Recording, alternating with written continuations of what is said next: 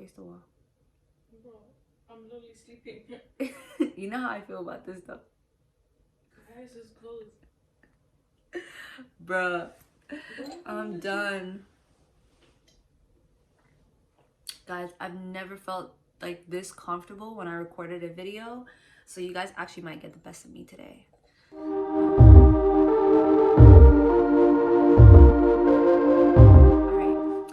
welcome to Big Sis and You. My name is Miriam, and today you're tuned into episode 3 of Let's Speak, where I basically pick out different topics that enhance learning and growth overall. And most importantly, we shake the current paradigm that we have for learning and education so that we can create our own reality for learning and education.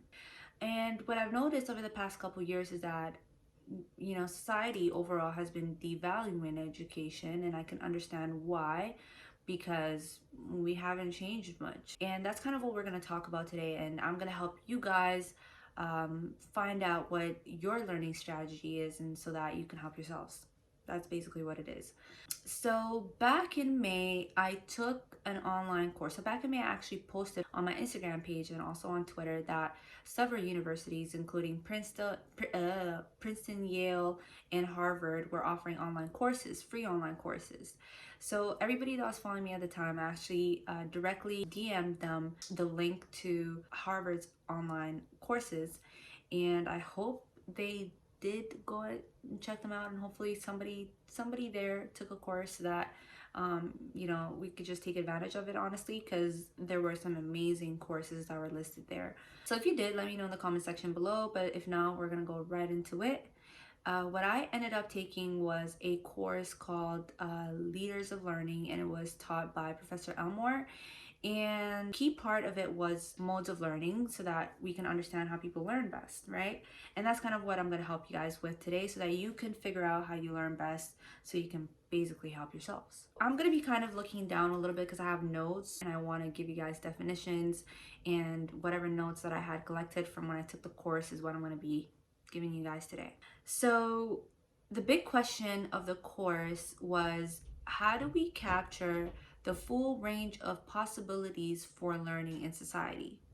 I found this to be very interesting, right? Because most of the time we don't really talk about how do we learn, like how do we find best ways of learning. We just talk about, okay, go to school, learn, and come back. Nobody sits down to ask, how do you learn best? That's one of the main important things to understand before you can actually get to learning. And the other quote that I'm going to take, and sadly enough, right, because there's so many people that are involved in this course that I can't remember who is who, so I'm not going to be able to quote exactly the names, but I'm going to say I'm going to be quoting the things, but I'm not going to say who because I don't remember, and I deeply apologize for that. You guys can go ahead and take the course and find out, and if anybody knows who these people are, you can comment on in the comment section below, okay? So I quote, "Learning occurs when the interest of the learner is matched with the capacity of the teacher." So I also really like this sentence because it gives the responsibility of learning both to the person that's being taught and the teacher themselves. This is key because 90% of the time we are focused on how the student is doing. What is, you know, how is the student learning? Are they performing well? But we never really stop to ask, how are the teachers doing? And as a university student myself, I've met several intelligent professors that, you know, were not really the best teachers because they just weren't, you know, and honestly, it takes a whole lot to be a good teacher. So that was quite disappointing, but that's a topic for a different day. But I just wanted to bring light to the whole idea of learning is a responsibility of both the teacher and the person being taught. Now, other key points before we dive into the actual modes of learning is that we've had the same system, and this is kind of what the course that I took in Harvard covers, is that we've had the same systems of learning for like decades, and nothing has changed. Like things have barely changed, going from the structure of how our schools are set up, to the style of curriculum, to levels of education, to the way we assess learning, has just been the same for years and years and years, and nothing has changed, while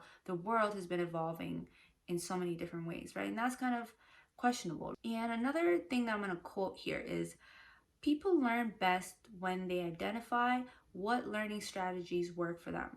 So this is very important. And I'm so glad you guys have tuned into this episode of Let's Speak, because now you're going to kind of find out, or at least you're going to begin to understand what strategies of learning works for you so that you can pretty much help yourself. So these are a couple key points that I wanted to talk about before I could actually get into the modes of learning. So now let's actually get into it. I'm going to start with number one, hierarchical. Let's actually, I can't even say it. So number one, hierarchical individual. It's about individuals' responsibility for learning, and society decides what should be learned, when, and how it should be measured. So this is an example of what we have going on right now, such as high schools and elementary schools. We have a specific curriculum of what should be taught. You got to go to class. You got to follow the rules and regulations of school. And if you fail your classes, you're not a good student. If you pass your classes, you're a good student. That's how you're measured. And then number two is hierarchical collective. The values expressed in an institution's goals and rules represent community values. The player's role is teamwork and adhering the community values the institution has created. So this is like a group of people decide these are the rules and regulations that we're going to work with, and anybody that comes into that group of people has to follow those rules and regulations, and it's basically teamwork that gives them or shows them the best results. And a good example of this is a sports team. For example, if you have a soccer team, there's specific rules and regulations that everybody has to follow, and it's up to the teamwork of that soccer team to kind of show the best results. So that is a hierarchical collective, and that's another form of learning, right? That sports team is a good example, but it could be a dance team, it could be an art team, it could be whatever it is, right? A robotics team, whatever you want to call it. And number three is distributive individual. Learners learn for their own benefit to develop knowledge and skills as they want. Individuals are responsible for what they learn, when they learn, and how they learn it.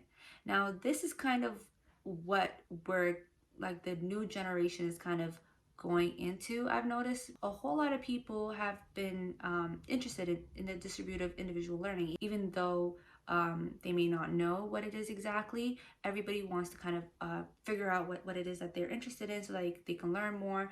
They will either go on YouTube to learn more. If anybody's interested in doing hair, they will go on YouTube and learn more, or they'll take a course and learn more.